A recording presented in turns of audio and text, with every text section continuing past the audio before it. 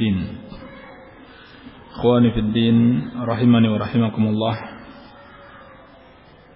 Kita akan melanjutkan insyaallah taala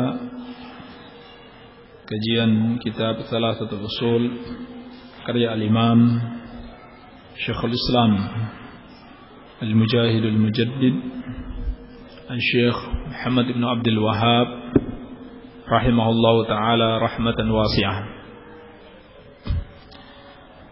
Pada pertemuan yang lalu telah kita bahas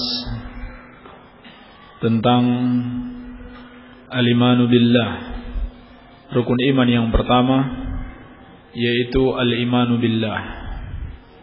Baik. Apa yang dimaksud dengan al-imanu bi uluhiyatillahi subhanahu wa ta'ala? Al-iman bi uluhiyatillahi subhanahu wa ta'ala. Apa yang dimaksud dengan iman terhadap uluhiyah Allah subhanahu wa ta'ala? Antum ya akhi. Siapa antum? Apa yang dimaksud dengan iman terhadap uluhiyah Allah? Apa? Apa yang dimaksud dengan iman terhadap uluhiyah Allah? Antum bisa dengar? Apa artinya?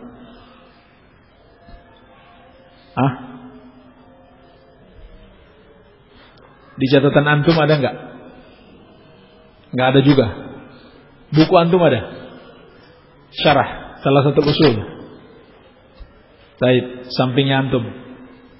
Antum akhi. Enggak ada. Sampingnya lagi.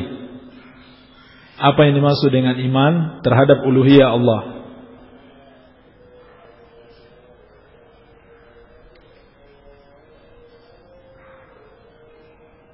Tidak tahu?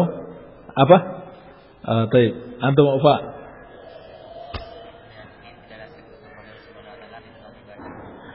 Ahsan, tabarakallahu fiik. Mengimani bahwasannya tidak ada sekutu bagi Allah subhanahu wa ta'ala di dalam ibadah.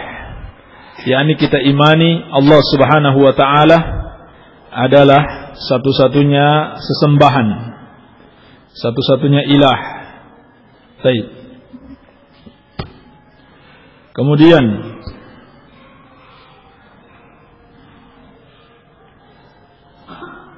apabila seorang berkeyakinan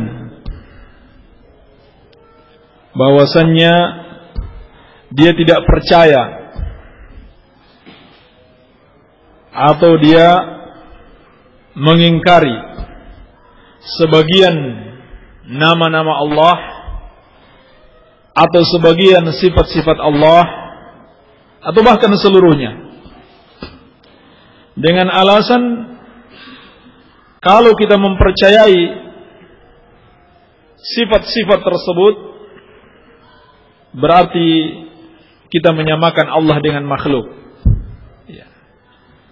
Mereka tidak percaya Allah subhanahu wa ta'ala memiliki tangan. Mereka ingkari. Banyak yang seperti ini. Mereka ingkari kalau Allah subhanahu wa ta'ala memiliki wajah. Mereka ingkari kalau Allah subhanahu wa ta'ala istiwa 'alal arsh. Kenapa kata mereka? Kalau kita mempercayai hal tersebut tanpa ditakwilkan, maka berarti kita menyamakan Allah dengan makhluk. Sebab makhluk juga memiliki tangan. Makhluk memiliki wajah. Bagaimana cara menjawabnya? Bagaimana cara menjawab syubhat ini? Muhammad. Yang pertama, laisa kamitslihi syai'un wa huwa as-sami'ul basir. Baik. Laisa kamitslihi syai'un wa huwa as-sami'ul basir. Itu saja.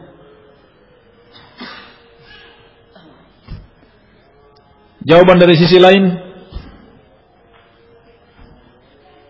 Antum hadir pertemuan yang lalu? Oh, enggak hadir. Baik. Siapa yang hadir?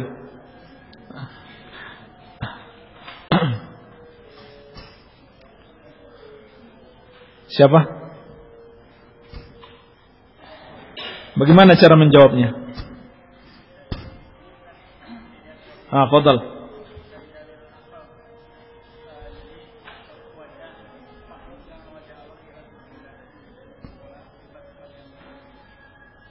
Bagaimana?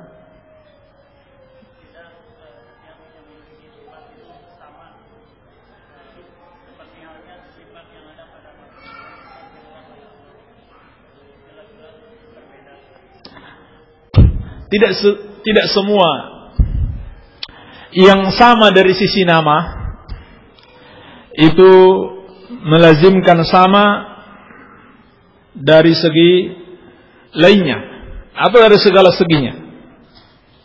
Baik. Ini jawaban. Bahwasanya tidak semua yang memiliki suatu nama yang sama atau suatu sifat yang sama itu melazimkan sama dari segala sisinya. Seperti manusia dengan manusia yang lainnya, sama-sama manusia,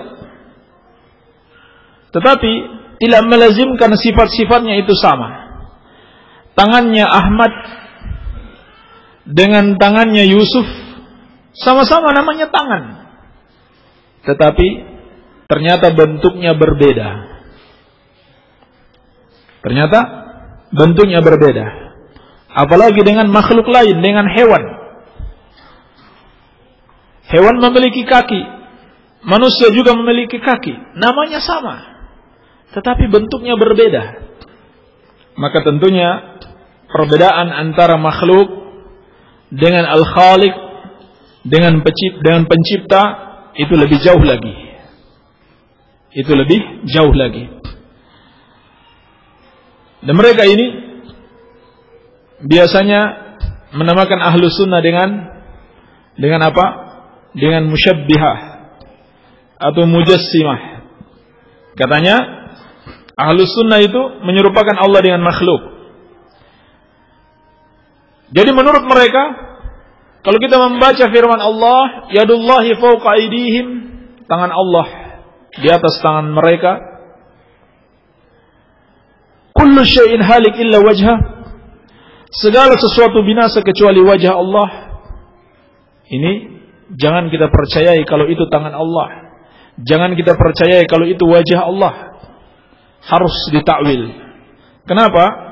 Karena kalau tidak ditakwil berarti kita menyamakan Allah dengan makhluk. Maka kita jawab seperti itu. Tidak mesti sama dari sisi nama, itu harus sama persis dari segala sisinya. Baik. Jawaban yang lain. Boleh?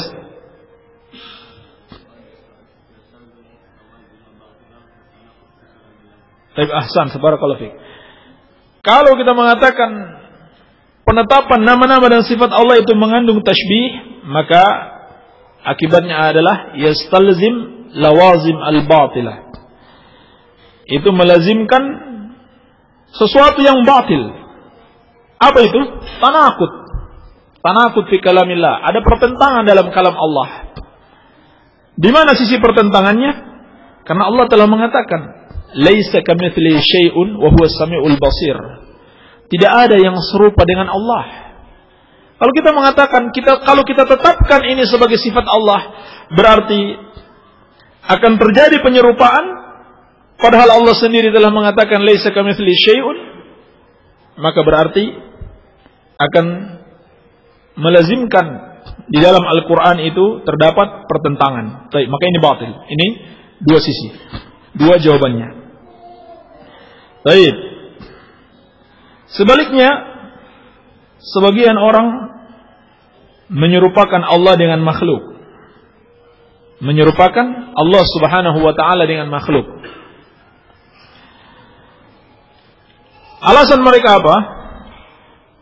Karena ketika Allah Subhanahu wa ta'ala berbicara dengan makhluk, yakni di dalam ayat-ayatnya, maka berarti Allah Subhanahu wa taala menggunakan bahasa yang dipahami oleh makhluk.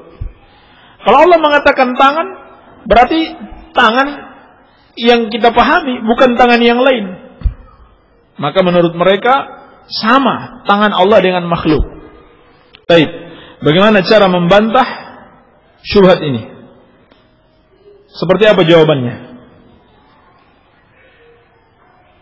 Man yujib? Gimana Bang Syuan? Fadhal akhi. Antum.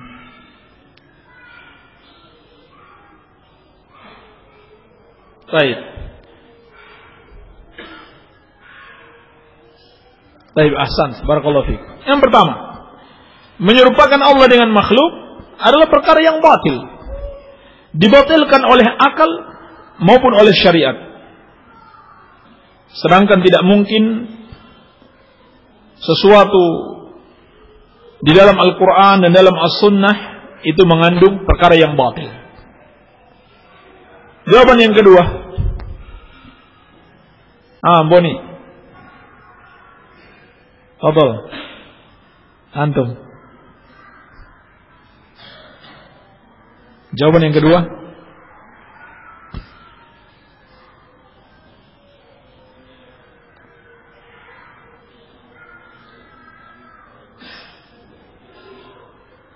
Taib, ahsan, barakallahu fiik.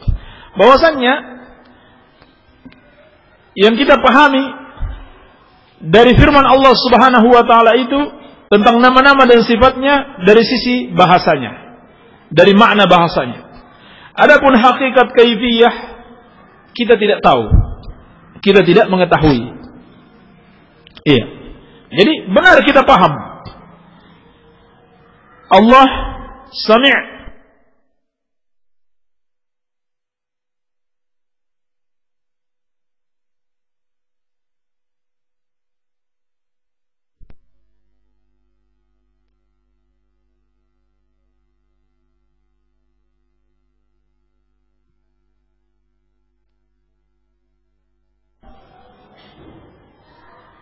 mendengarkan suara-suara. Ini maknanya. Dari sisi bahasa kita paham arti as-sam'u, mendengarkan. Demikian pula tangan.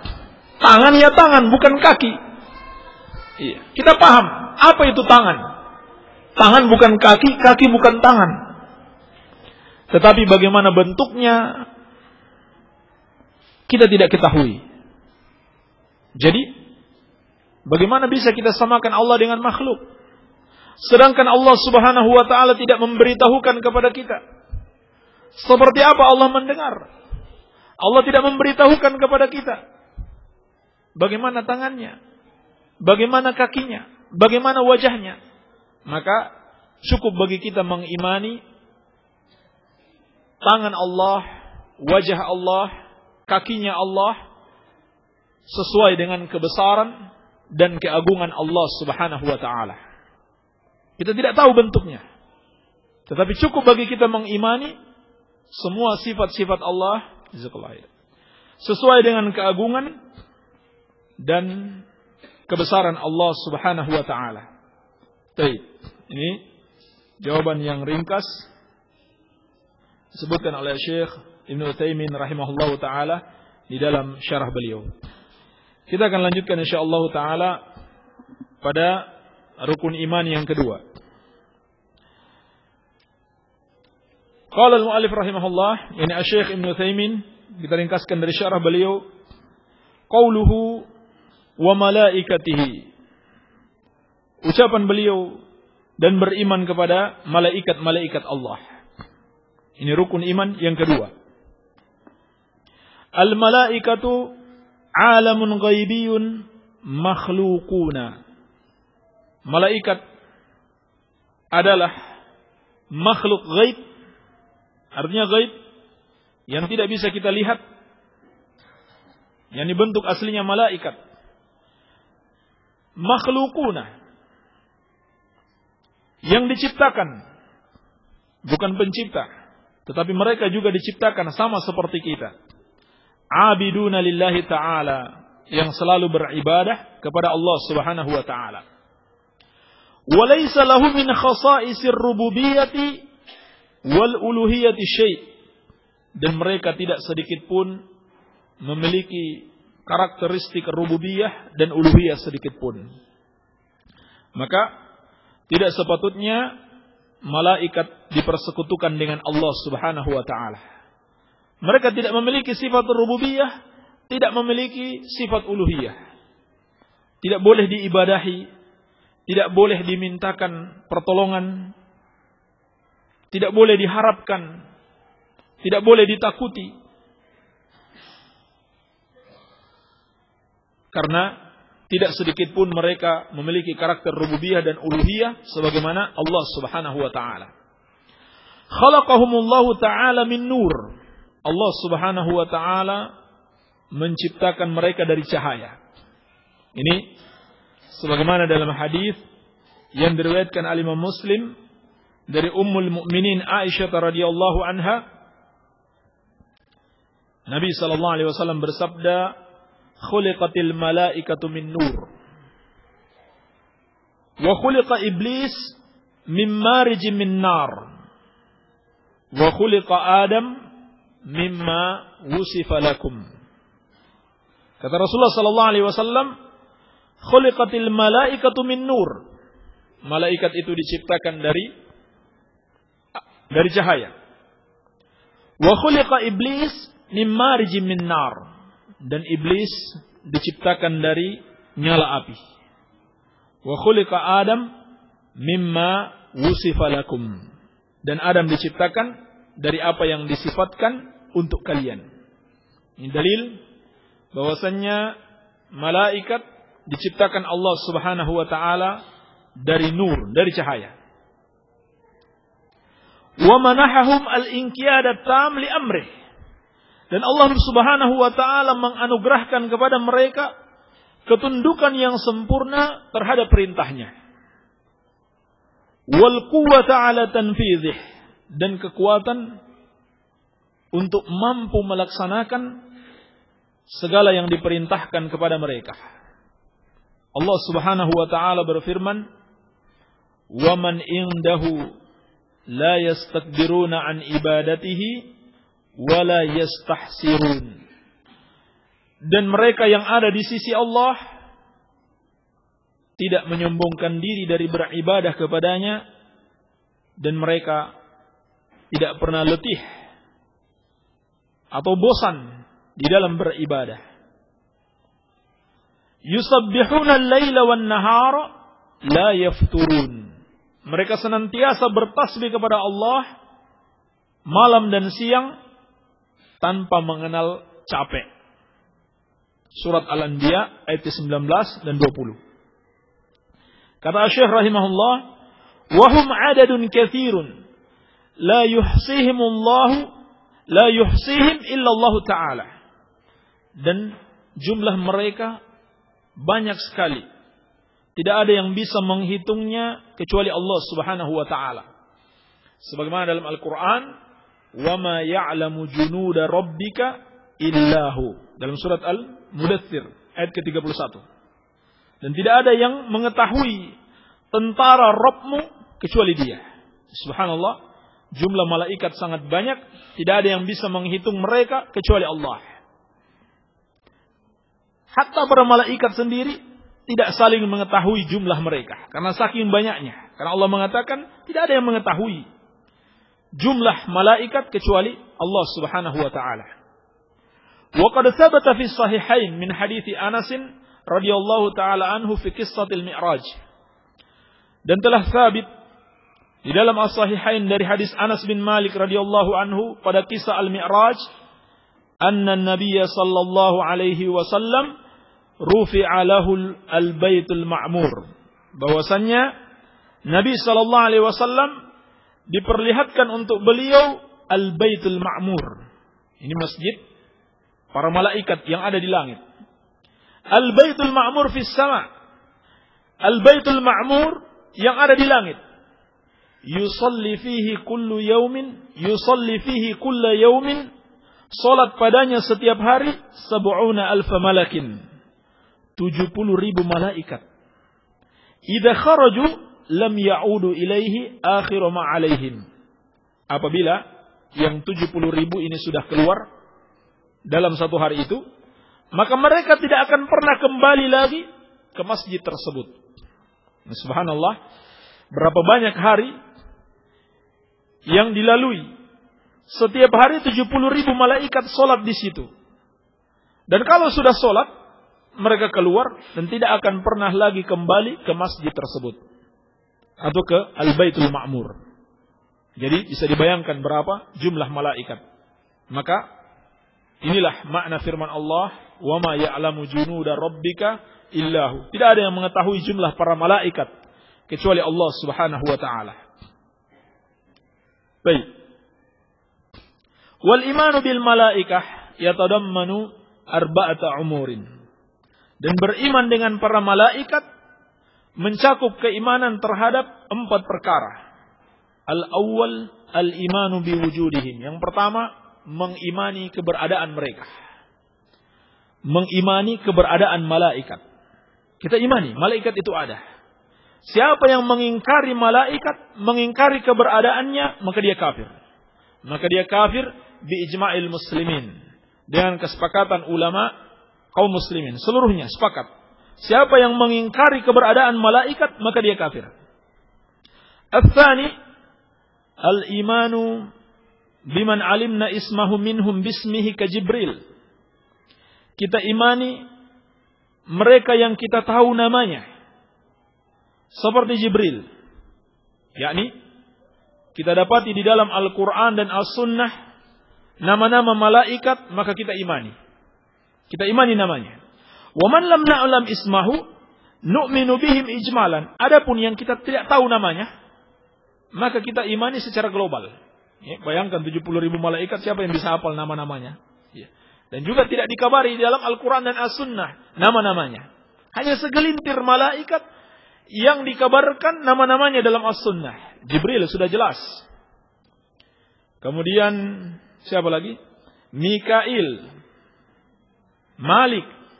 Ya, Mikail, Malik. Kemudian Malakul Maut. Ya. Ada yang mengatakan namanya siapa? Israel. Ini tidak ada dalil yang sahih. Ini dari riwayat Israiliyat. Nama Israel dari riwayat Israiliyat. Bukan dari hadis yang sahih. Demikian pula Raqib dan Atid. Ini sifat. Ini sifat dan bukan nama. Adapun Munkar dan Nakir, itu terdapat riwayat yang sahih. Menunjukkan nama Munkar dan Nakir. Adapun Raqib dan Atid ini sifat, bukan nama. Demikian pula siapa lagi? Ridwan. Ridwan tidak ada hadis yang sahih. Penjaga surga katanya tidak ada hadis yang sahih menunjukkan namanya Ridwan. Kecuali hadis palsu. Ada sebuah hadis palsu tentang keutamaan surat Yasin, disebutkan penjaga surga adalah malaikat Ridwan, tetapi hadisnya palsu. Baik. Maka kalau kita dapati dalil yang sahih, kita imani namanya. Adapun yang kita tidak tahu namanya, kita imani secara global. Al-thalith, yang ketiga, al-imanu bima alimna min sifatihim. Kita imani apa yang kita ketahui dari sifat-sifat mereka. Yakni, apabila kita mendapati ayat dalam Al-Quran atau sunnah Rasulullah SAW yang menjelaskan sifat khalqiyah dari para malaikat ini, maka kita imani.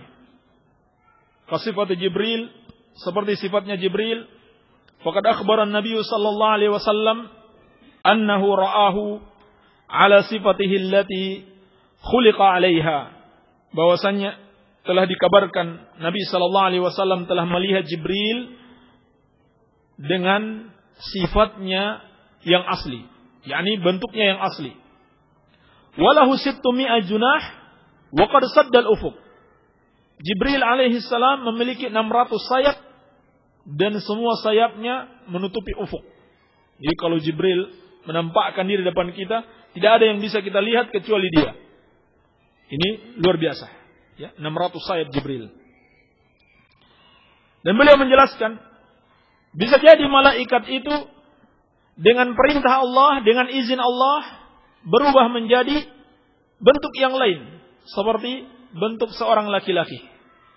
Ya, sebagaimana Jibril alaihissalam yang dikenal dengan hadis Jibril, di dalam hadis Jibril dalam riwayat Muslim, beliau datang dalam bentuk seorang laki-laki, syadidu bayadi thiyabi, syadidu sawadi sya'r, yang menggunakan pakaian sangat putih dan rambut sangat hitam. La yura alaihi atharus safar. Tidak nampak padanya tanda-tanda perjalanan. Demikian pula ketika beliau datang kepada Maryam alaihissalam, fatamassala laha basharan sawiyya. Beliau berubah bentuk manusia yang sempurna. Jadi ini mungkin terjadi dengan izin Allah Subhanahu wa taala. Baik, ar-rabi yang keempat, al-imanu bima alimna min a'malihim. Kita beriman dengan apa yang kita ketahui dari amalan-amalan mereka. Allati yakumuna biha bi amrillahi ta'ala. Yang mereka kerjakan dengan perintah Allah Subhanahu wa ta'ala. Katasbih, seperti ada yang selalu bertasbih kepada Allah. Wa ta'abbud lahu laila wa nahara biduni malalin wala futur. Dan beribadah kepada Allah siang dan malam tanpa mengenal bosan maupun letih. Ya, seperti disebutkan dalam ayat tadi. Ada malaikat yang khusus, yusabbihuna al-laila wan nahara la yafturun. Bertasbih kepada Allah, terus beribadah kepada Allah siang dan malam tanpa mengenal capek maupun letih. Subhanallah, kekuasaan Allah Subhanahu wa taala menciptakan yang seperti itu. Wa qad yakunu li ba'dihim a'malun khassah. Dan bisa jadi sebagian malaikat memiliki amalan-amalan khusus. Seperti Jibril Al-Amin alaihi salam ditugaskan untuk mengantar wahyu Allah Subhanahu wa taala atau menyampaikan wahyu Allah Subhanahu wa taala kepada para nabi dan rasul. Demikian pula Mikail yang ditugaskan untuk menurunkan hujan dan menumbuhkan tumbuh-tumbuhan. Israfil yang ditugaskan untuk meniup trompet ketika qiyamus sa'ah, ketika terjadinya hari kiamat dan ketika dibangkitkannya makhluk. Demikian pula malakul maut, malaikat maut yang ditugaskan untuk mencabut ruh. Demikian pula Malik yang ditugaskan untuk menjaga neraka.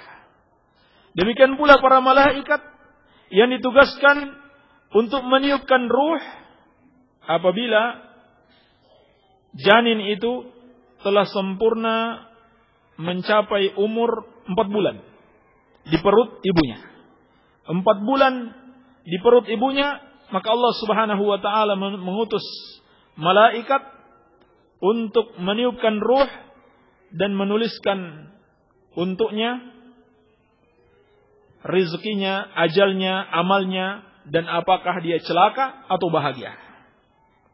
Demikian pula malaikat yang ditugaskan untuk menjaga catatan-catatan amalan anak Adam. Setiap malaikat, setiap manusia bersamanya ada 2 malaikat di kanan dan kirinya. Demikian pula ada malaikat yang ditugaskan untuk menanyakan setiap orang yang mati. Ya, 2 malaikat menanyakan setiap orang yang mati di kuburnya tentang Rabbnya, tentang agamanya, dan tentang nabinya. Ini diantara tugas-tugas malaikat yang disebutkan di dalam dalil-dalil yang sahih. Baik. Inilah 4 perkara yang harus kita imani hubungannya dengan keimanan kita terhadap malaikat. Jadi, yang pertama kita imani wujud mereka. Yang kedua kita imani nama-nama mereka, baik secara terperinci maupun secara global. Yang ketiga kita imani sifat-sifat mereka, yakni bentuk-bentuk penciptaan mereka. Kemudian yang keempat kita imani pekerjaan-pekerjaan mereka atau amalan-amalan mereka yang disebutkan di dalam Al-Quran dan Sunnah Rasulullah Sallallahu Alaihi Wasallam. Baik. Kemudian kata Syekh rahimahullahu taala, wal imanu bil malaika yuthmiru samaratin jalilatan minha.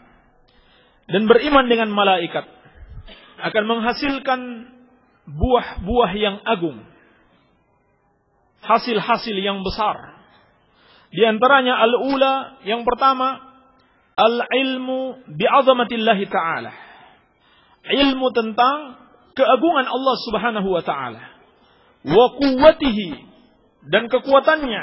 Wa sultanihi, dan kekuasaannya. Fa inna 'azamatal khaliq fa inna 'azamatal makhluq min 'azamatil khaliq. Karena sesungguhnya agungnya makhluk itu dari keagungan al-khaliq.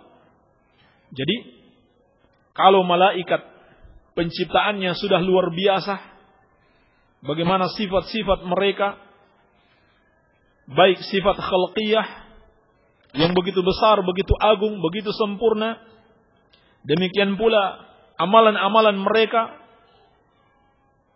itu semua menunjukkan keagungan Allah Subhanahu wa taala, kekuatannya dan kekuasaannya yang mampu menciptakan malaikat yang begitu agung saja tunduk kepada Allah. Maka tentunya kita ketahui keagungan Allah Subhanahu wa taala sungguh luar biasa. Asalnya yang kedua, syukurullah taala ala inayatihi bi bani Adam. Kita bersyukur kepada Allah Subhanahu wa taala atas perhatiannya terhadap anak Adam. Dengan mengetahui adanya malaikat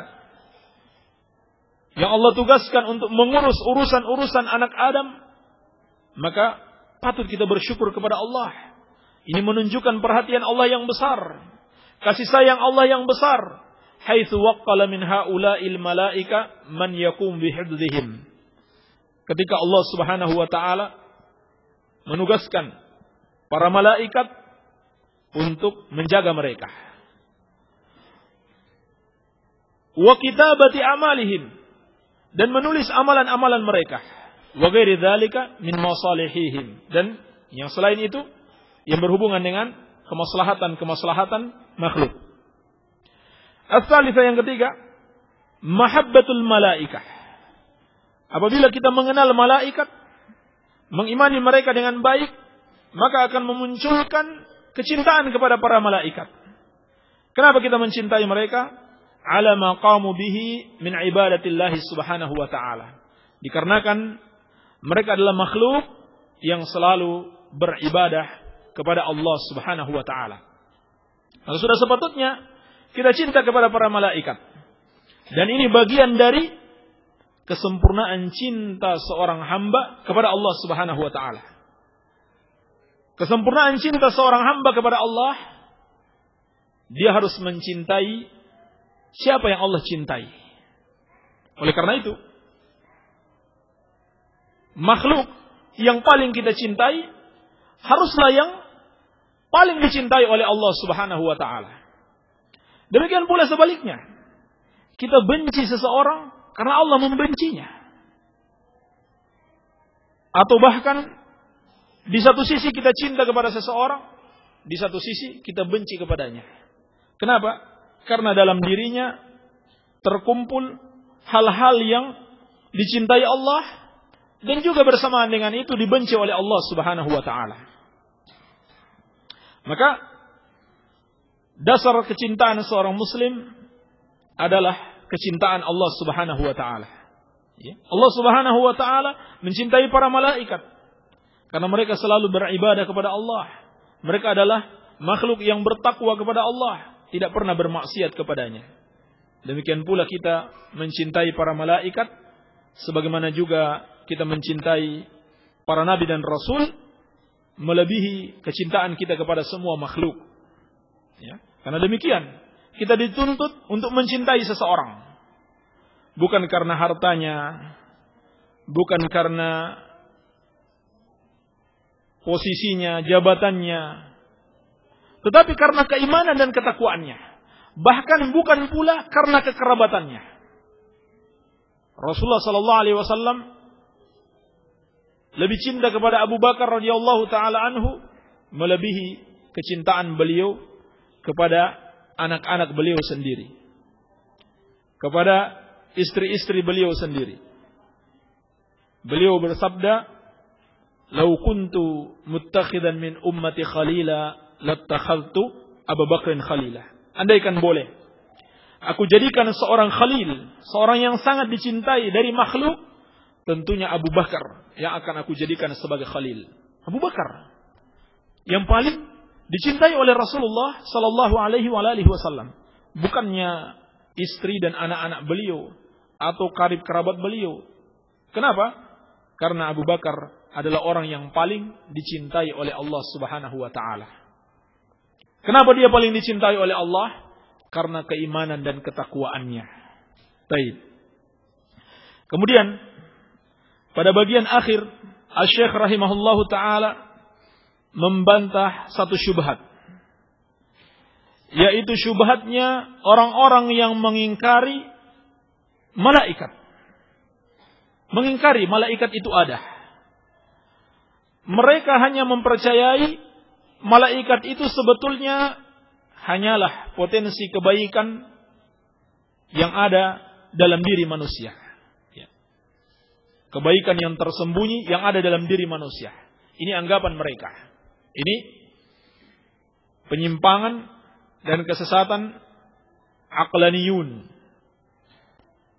ahlul kalam, orang-orang filsafat, Mu'tazilah, dan selain mereka.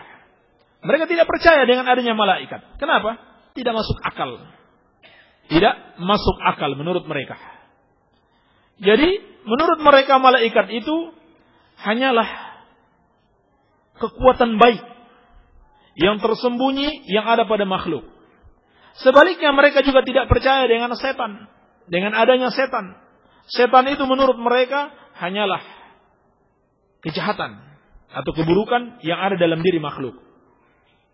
Maka kata Asy-Syaikh rahimahullahu taala, wa hadza takdzibun li kitabillahi taala wa sunnati rasulih sallallahu alaihi wasallam wa ijma'il muslimin. Keyakinan ini mendustakan kitab Allah, sunnah rasulnya, dan ijma' kaum muslimin. Artinya kaum muslimin sudah ijma', para ulama semuanya sepakat malaikat itu ada dan benar-benar memiliki jasad. Bukan pula sekedar ruh, tapi memiliki jasad. Disebutkan dalil-dalil, di antaranya firman Allah, Alhamdulillahi fatirus samawati wal ard, ja'ilil malaikati rusulan uli ajnihatin masna wa thulatha wa ruba'. Dalam surat Fatir ayat pertama, segala puji bagi Allah yang menciptakan langit dan bumi dan menjadikan malaikat sebagai utusan-utusan yang memiliki sayap. Ada yang sayapnya 2, ada yang 3, dan ada yang 4. Bagaimana bisa dikatakan malaikat itu hanyalah sebuah kebaikan yang ada pada manusia, padahal mereka memiliki sayap. Wa qala, dan juga firman Allah, walau tara idh yatawaffa alladhina kafaru al-malaikatu yadribuna wujuhahum wa adbarahum. Dalam surat Al-Anfal ayat ke-50. Andaikan engkau bisa lihat ketika malaikat mewafatkan orang-orang kafir dengan memukul wajah dan punggung-punggung mereka. Jadi malaikat mencabut nyawanya orang kafir dengan dipukul punggung dan wajah mereka. Bagaimana bisa dikatakan malaikat itu hanya ruh atau hanya sebuah potensi kebaikan dalam diri manusia? Juga firman Allah, walau tara idz zalimuna fi ghamaratil maut wal malaikatu basitu aydihim akhriju anfusakum. Surat Al-An'am ayat 93. Andaikan engkau bisa lihat ketika orang-orang zalim menjelang kematian mereka dalam keadaan sakaratul maut, dalam keadaan malaikat memukulkan tangan-tangan mereka sambil mengatakan akhriju anfusakum, keluarkan jiwa-jiwa kalian. Wa qala, dan juga firman Allah, hatta idza fuzzi'a an qulubihim qalu madza qala rabbukum qalu al-haqqa wa huwa al-'aliyyul kabir. Sampai ketika ketakutan itu dihilangkan dari hati mereka, maka mereka mengatakan apa yang telah dikatakan oleh Rabbmu. Yang lainnya menjawab qalul haq. Allah mengatakan yang hak, wa huwal 'aliyyul kabir, dan dia maha tinggi lagi maha besar. Ini ketika Allah mau mewahyukan sesuatu, maka malaikat itu takut. Pada takut semuanya. Lalu setelah hilang ketakutan dari mereka, maka mereka pun berbicara antara satu dengan yang lainnya. Jadi, bagaimana bisa dikatakan ini hanya potensi kebaikan, sedangkan mereka berbicara antara satu dengan yang lainnya. Wa qala fi ahlil jannah, dan Allah berfirman tentang ahlul jannah, wal malaikatu yadkhuluna 'alaihi min kulli bab, salamun 'alaikum bima sabartum fa ni'ma uqbad dar. Dalam surat Ar-Ra'd ayat ke-23 sampai ke-24. Dan para malaikat masuk kepada mereka dari setiap pintu sambil mengucapkan salamun 'alaikum bima sabartum.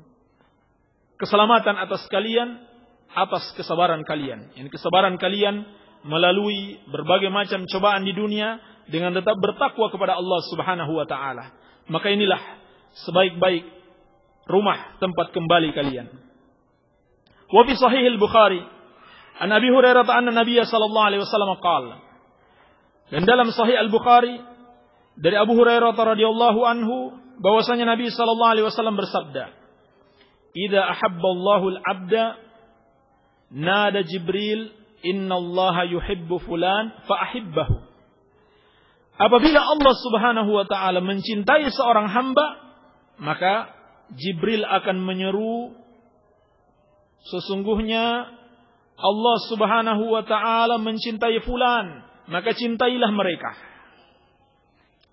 Fa yuhibbuhu Jibril. Maka Jibril pun mencintainya. Baik. Idza habba Allahu al-'abda nada Jibril innallaha yuhibbu fulanan fa ahibbahu. Yani Allah mengatakan kepada Jibril, sesungguhnya Allah mencintai fulan, maka cintailah dia. Maka Jibril pun mencintainya.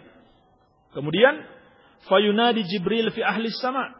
Jibril menyeru kepada para penghuni langit, yaitu malaikat. Innallaha yuhibbu fulanan fa ahibbuhu. Sesungguhnya Allah mencintai fulan, maka cintailah mereka. Fayuhibbuhu ahlus sama, maka kemudian penduduk langit pun mencintai orang tersebut. Tsumma yud'u lahul qabul fil ard. Kemudian diletakkan baginya penerimaan di muka bumi. Ya, diberikan baginya penerimaan di muka bumi. Artinya ahlul ardi kemudian mencintainya. Maka ini menunjukkan malaikat itu benar-benar berwujud, memiliki jasad. Wa fi aidan anhu qala. Dan juga dalam Sahih Al-Bukhari dari Abi Hurairah radhiyallahu anhu beliau berkata, qala Nabi sallallahu alaihi wasallam, Nabi sallallahu alaihi wasallam bersabda, "Idza kana yaumal jum'ah kana ala kulli babin min abwabil masjidil malaikah." Apabila hari Jumat, maka setiap pintu dari pintu-pintu masjid ada para malaikat. Yaktubuna al-awwal fal awwal. Mereka akan menulis yang pertama datang, kemudian yang setelahnya. Fa idza jalasa al-imam tawwaw suhuf. Apabila imam telah duduk, yakni di mimbarnya, maka mereka akan menutup catatan mereka. Waja'u yastami'una dzikr. Lalu mereka akan datang mendengarkan khutbah. Wa hadhihi an-nusus sharihatun fi anna al-malaikah ajsamun la quwwah ma'nawiyah. Kata beliau rahimahullah, nas-nas ini semuanya sharih, semuanya tegas. Bahwasanya malaikat itu adalah ajsam, jasad-jasad yang berwujud, bukan sekedar sebuah potensi yang maknawiyah sifatnya. Kama qala zaiguna ala muqtada hadan nusus ajma'al muslimun. Sebagaimana yang dikatakan orang-orang yang menyimpang. Maka berdasarkan nas-nas yang sharih ini, kaum muslimin seluruhnya sepakat. Dalam kitabnya yang lain, Syekh Ibnu Utsaimin rahimahullahu taala juga menyebutkan, apakah malaikat memiliki akal? Lalu beliau menjawab, Orang yang mengatakan demikian, sesungguhnya dia tidak berakal. Sesungguhnya dia tidak berakal. Jadi, dalil-dalil ini seluruhnya juga menunjukkan malaikat memiliki akal. Malaikat memiliki akal. Dan akal itu tempatnya di hati. Dan dalam ayat ini jelas, hatta idza fuzzi'a an qulubihim qalu madza qala rabbukum. Sampai ketika ketakutan itu sudah dihilangkan dari hati-hati mereka, lalu mereka mengatakan apa yang dikatakan oleh Rabb kalian. Artinya mereka memiliki hati. Dan akal itu tempatnya di hati. Akal itu kan suatu untuk memahami. Dan untuk memahami itu tempatnya di hati. Lahum qulubun la yafqahuna biha. Dalam Al-Quran Allah mengatakan orang-orang kafir itu memiliki hati la yafqahuna biha. Tetapi mereka tidak gunakan untuk memahami. Menunjukkan apa ini? Dalil jelas. Akal itu tempatnya di hati. Akal itu tempatnya di hati berdasarkan nas yang jelas di dalam Al-Quran. Lahum qulubun la yafqahuna biha. Baik. Alhamdulillah, inilah penjelasan Syekh Ibnu Utsaimin rahimahullahu taala tentang rukun iman yang kedua, yaitu keimanan kepada malaikat. Semoga ada manfaatnya. Wabillahi taufik walhamdulillahi rabbil alamin. Subhanaka Allahumma bihamdika asyhadu an la ilaha illa anta astaghfiruka wa atubu ilaik. Wa sallallahu ala nabiyyina Muhammadin wa alihi wasallam. Walhamdulillahi rabbil alamin.